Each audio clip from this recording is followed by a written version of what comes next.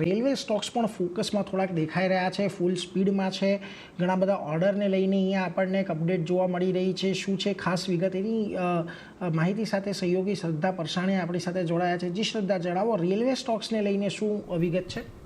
જી, આજે railway sector આપણને buzzing લાગી રહ્યું છે, કારણ કે નોર્થ ઇસ્ટમાં જે 77,000 કરોડના પ્રોજેક્ટ્સ પૂર્ણ થતા જોવા મળ્યા છે. વડાપ્રધાન મોદીએ શનિવારે મણિપુરમાં બૈરાબી સેરાંગ રેલ લાઇનનું ઉદ્ઘાટન કર્યું છે અને 8,500 કરોડના ખર્ચે પૂર્ણ થઈ છે બૈરાબી સેરાંગ રેલ લાઇન, જે એક હિસ્ટોરિકલ મુવમેન્ટ છે. અને સરકાર 200 વંદે ભારત ટ્રેનો બનાવવાની યોજના ધરાવે છે અને 100 અમૃત ભારત ટ્રેનો અને 17,500 કોચનું પણ બનાવવાનું આયોજન છે તેઓનું. ત્યારબાદ ઓર્ડર્સની વાત કરીએ, ઓર્ડર વિન્સની વાત કરીએ કંપની સ્પેસિફિક, તો રેલટેલમાં ઓગસ્ટથી લઈને સપ્ટેમ્બરમાં તેઓને બિહાર સરકાર તરફથી 1,138 કરોડના ઓર્ડર્સ મળ્યા છે. ત્યારબાદ RVNLને ઓર્ડર વિન્સની વાત કરીએ તો પશ્ચિમ મધ્ય રેલવે પાસેથી તેઓને 10 સપ્ટેમ્બરે 170 કરોડની આસપાસ જેટલા તેઓએ બોલી લગાવી છે પ્રોજેક્ટ્સ માટે.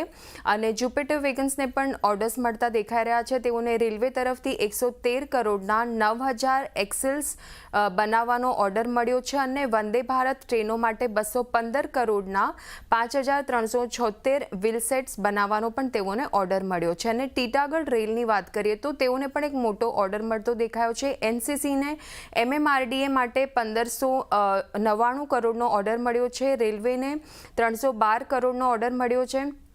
ત્યારબાદ સ્ટોક સ્પેસિફિક એક્શનની વાત કરીએ આજના દિવસમાં તો રેલટેલ આપણને 5%થી વધુની તેજી બતાવી રહ્યો છે. RVNL, જુપિટર અને તીતાગઢ બધા જ શેર આપણને 2%થી વધુની તેજી સાથે કારોબાર કરતા દેખાઈ રહ્યા છે. એટલે જો આ બધા ખાસ કરીને સરકારના એક આયોજનો અને એને પગલે મળતા ઓર્ડરો એ બધાને આજે આપણને એક તેજી બતાવી રહ્યું છે રેલવે કાઉન્ટર્સ. એટલે એના પર એક નજર ખાસ કરીને રાખતા રહીશું. આભાર શ્રદ્ધા, અમારી સાથે જોડાઈને આ સમગ્ર વિગત આપવા માટે.